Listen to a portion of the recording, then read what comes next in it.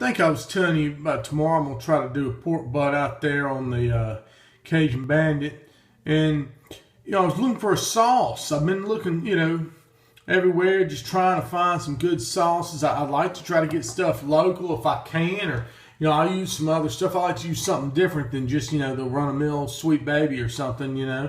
But I found the Sugar Taylor sauce, sweet and spicy. It's actually made by a local guy here in my community.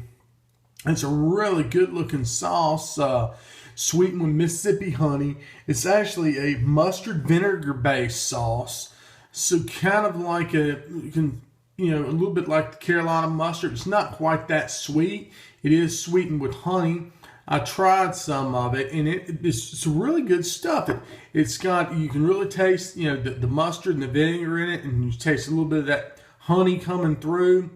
It's got some nice pepper and all kind of stuff like that. Basically, I talked to the inventor of the sauce. The guy who sells this, his name is Andy Chapman, and he came up with this at his home. He said he was having a big barbecue for about 30 people one afternoon, and lo and behold, they looked up, he didn't have any barbecue sauce. So he called another friend of his, Andy Cook, who is a local chef and restaurateur, and got with him and said, "Hey man, how do I make barbecue sauce?" And basically, he gave him just a kind of a palate recipe, just run of the mill, just for a basic mustard vinegar sauce, and he made it.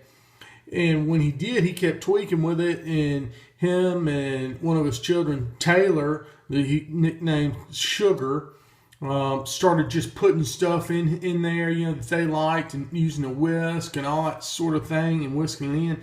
And sure enough, they came up with this sauce here that was based on that original recipe, but of course they had a lot of their own flavor to it. Their friends really loved the stuff. They came, they all took some home, ranted and raved about it. Then they got, together and started making this sauce, and trying to recreate that modification on the recipe. And it turned out really good. And, they started selling this stuff, taking it around, just, putting it, in restaurants and in grocery stores and like around here. And it's been a very successful sauce. I mean, they've taken this stuff and cooked at competitions and stuff like that with it.